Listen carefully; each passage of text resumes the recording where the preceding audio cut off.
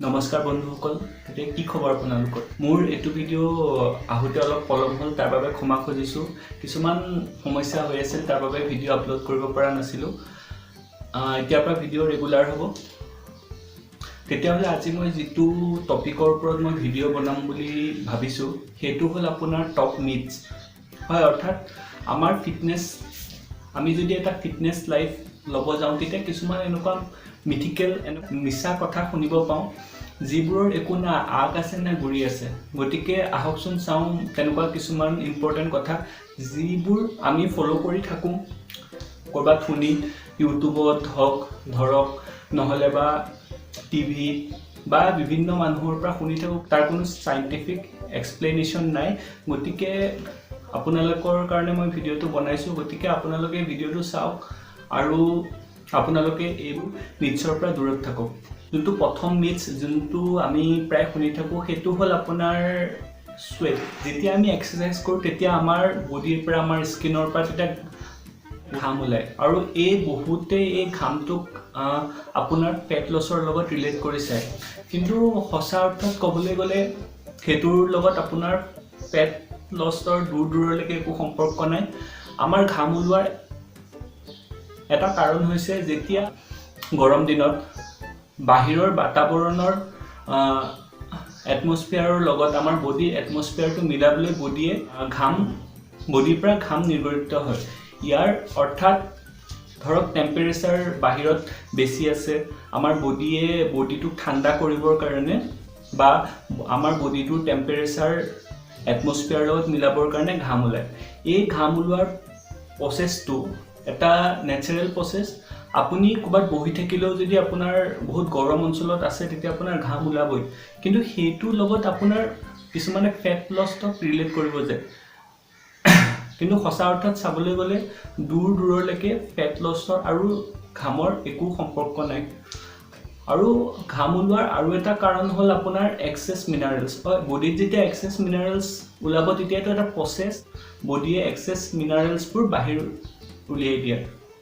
গতিকে কিছুমান মানুহ এনেকুৱাও থাকে ঠাণ্ডাত তেওঁলোকে ৱৰ্কআউট নকৰে বা খোজ নাকাঢ়ে, কাৰণ তেওঁলোকে ভাবে কি ঠাণ্ডাত দেখোন ঘাম নোলায়, এক্সাৰচাইজৰ ফল নাপাব নেকি। কিন্তু সঁচা অৰ্থত আপোনালোকে ঠাণ্ডা হওক গৰম হওক সকলোতে এক্সাৰচাইজ কৰক। আৰু হয়, ঘাম ওলোৱাৰ আপোনাৰ এটা ইণ্ডিকেশ্যন, ঘাম ওলোৱাৰ অৰ্থ হ'ল এটা ইণ্ডিকেশ্যন হ'ব পাৰে আপুনি কষ্ট কৰিছে, তেতিয়া আপোনাৰ ঘাম ওলাব। কিন্তু ফেট লছৰ লগত সেইটো আপোনাৰ ৰিলেশ্যন নাই।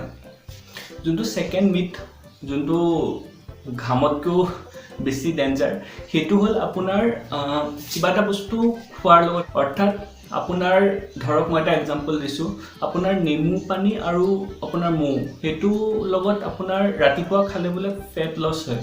কিন্তু তাৰ লগত ফেট লছৰো একো সম্পৰ্ক নাই। নেমু টেঙাত প্ৰচুৰ পৰিমাণে ভিটামিন চি থাকে আৰু আপোনাৰ বিভিন্ন প্ৰকাৰ মিনাৰেল থাকে আৰু আপোনাৰ মৌটোৱে আপোনাৰ ফ্ৰী ৰেডিকেল, মই যিটো আগৰ ভিডিঅ'ত কৈছোঁ ফ্ৰী ৰেডিকেলৰ কথা, সেইটো আপোনাৰ কম কৰাত সহায় কৰে। ইয়াৰ লগত ফেট লছৰ একো ৰিলেশ্যনশ্বিপ নাই। মৰ্ণিং আমি সেইটো সেইবাবে ল'ব লাগে কাৰণ মৰ্ণিং সময়ত আপোনাৰ এবজৰ্পশ্যন পাৱাৰটো অলপ বেছি থাকে। গতিকে আপুনি মৰ্ণিং মৌ আৰু আপুনি নেমু টেঙা খাব পাৰে, কিন্তু তাৰ পৰা আপোনালোকে ফেট লছ হোৱাৰ আশা একেবাৰে নাৰাখিব। আৰু এটা মিথ মই দেখিছোঁ প্ৰায় জিমবোৰত এইটো দেখা যায়, এপছৰ এক্সাৰচাইজ। হয়, অৰ্থাৎ আমি যেতিয়া পেটৰ কাৰণে এক্সাৰচাইজ কৰোঁ তেতিয়া আমি এইটো ফেটছ কমোৱাৰ কাৰণে আমি এক্সাৰচাইজ নকৰোঁ। ফেটছ কমোৱাৰ আপোনাৰ এটাই উপায় আছে, আপুনি লগা কেলৰিতকৈ আপুনি কমত আহা। অৰ্থাৎ আপুনি খোৱা বোৱা ডায়েট মেইনটেইন কৰিবই লাগিব। আপুনি যেতিয়া পেটৰ এক্সাৰচাইজ কৰে আপোনালোকৰ পেটতো মাচল থাকে, এবডমিনেল মাচল বুলি কয়। অৰ্থাৎ আপোনালোকে পেটৰ এক্সাৰচাইজ আপোনালোকে পেটৰ মাচল গঠন কৰাৰ বাবেহে কৰে, কিন্তু সেইটোৰ লগত আপোনাৰ পেট কমিব, ফেট লছ হ'ব, তাৰ লগত একো ৰিলেশ্যনশ্বিপ নাই। আপুনি ধৰক 1 ঘণ্টা এপছৰ এক্সাৰচাইজ কৰিছে, তাতকৈ যদি আপুনি ভালকৈ ভৰিৰ এক্সাৰচাইজ বা থাই এক্সাৰচাইজ কৰে তেতিয়াই আপোনাৰ ফেট লছ বেছি হোৱা দেখা যাব। আৰু এটা মিথ যিটো প্ৰায় শুনে, কিন্তু যিটো শুনে আৰু আপোনালোকে চাগে বিশ্বাসো কৰে, ৰাতিৰ আহাৰ এৰাটো। হয়, এইটো আটাইতকৈ সাংঘাতিক মিথ। কাৰণ আমাৰ ফেটছ কমা নকমা এইটো আপোনাৰ ৰিলেট কৰে ডাইৰেক্ট কেলৰি ইনটেকৰ ওপৰত হয় অৰ্থাৎ আপুনি ৰাতি কিবা এটা খাইছে বা দিনত খাইছে কিমান পৰিমাণে খাইছে এইটো মেটাৰ নকৰে আপোনাৰ গোটেই দিনটো আপুনি কি খাই আছে কি নাখাইছে তাৰ ওপৰত মেটাৰ কৰে গতিকে আপুনি যদি ভাবে কি ৰাতি আপুনি ভাত বা ৰাতি আপুনি আহাৰটো বা কাৰ্বছ আপুনি স্কিপ কৰিব নোৱাৰে দিনত বেছি আপুনি কমফৰ্টেবল লো কেলৰি ডায়েট লৈ গতিকে আপুনি দিনৰ আহাৰটো লো কেলৰি লৈ পেলাই আপুনি ৰাতি অলপ হেভি খাব পাৰে এটা কথা মনত ৰাখিব গোটেই দিনটো আমাৰ ওভাৰঅল কেলৰিহে আমাৰ সুস্বাস্থ্য বা ফেট লছ কৰাত সহায় কৰে এটা মিলৰ দ্বাৰা একো হৈ নাযায় গতিকে আপুনি এইটো মিথৰ পৰা দূৰত থাকক ৰাতি আপোনালোকে আহাৰ কম বা একদম এৰি এইটো আপোনাৰ স্বাস্থ্যৰ বাবেহে অসুবিধা হ'ব 12-13 ঘণ্টা নোখোৱাকৈ থাকিলে আপোনাৰ বিপদহে হ'ব পাৰে গতিকে ৰাতি আহাৰো আপোনালোকে খাওক আৰু এটা মিথ নহয় প্ৰায় সকলোৱে কৰা দেখা যায় সেইটো মই আপোনাক মনত ৰাখিছে বাবে কৈ দিছোঁ সেইটো হ'ল আমাৰ ডায়েটখন অৰ্থাৎ আমি কিছুমান ইউটিউবাৰ বা ডক্টৰ বা তেনেকুৱা কিছুমান উৎসৰ পৰা জিম তেনেকুৱাৰ পৰা আমি কিছুমান এনেকুৱা ডায়েট পাই যাওঁ যিটো আমাৰ হোল লাইফটো বা এটা লং টাৰ্মৰ বাবে এপ্লাই কৰাটো একদম অসম্ভৱ কথা অৰ্থাৎ আপুনি নিজৰ ডায়েটখন এনেকুৱা অদ্ভুত কৰি নল'ব যিটো আপুনি শ্বৰ্ট টাইমৰ বাবে কৰিব পাৰে অৰ্থাৎ আপুনি 1 মাহ 2 মাহৰ বাবে এখন অদ্ভুত ডায়েট ল'লে কিছুমান এনেকুৱা নুশুনা ফল বা তেনেকুৱা সালাড তেনেকুৱা ডায়েট ল'লে যিবোৰ প্ৰায় দেখা যায় সেইবোৰ লৈ পেলাই আপুনি ক্ষীণাব হয় বা স্বাস্থ্যৱান হ'ব হয় কিন্তু এইটো আপোনালোকে কিমান দিনলৈকে এপ্লাই কৰিব পাৰিব অৰ্থাৎ আপোনালোকে ভাত এৰি যদি কিবা মই এটা এক্সাম্পল দি দিছোঁ আপোনালোকে যদি ভাত এৰি ৰাগী বুলি এটা আজিকালি বহুত ফেমাছ হৈছে আগতেও আছিল অসমত এতিয়া নতুনকৈ ফেমাছ হৈছে আপোনালোকে ৰাগীৰ আটা খায় তেতিয়াহ'লে আমি এইটো ৰাগী আটা লৈ পেলাই আমি কিমান দিন জীয়াই থাকিব পাৰিম গতিকে আমাৰ অসমত কি দেখা যায় আমাৰ অসমৰ মুখ্য খাদ্য হ'ল ভাত গতিকে আপোনালোকে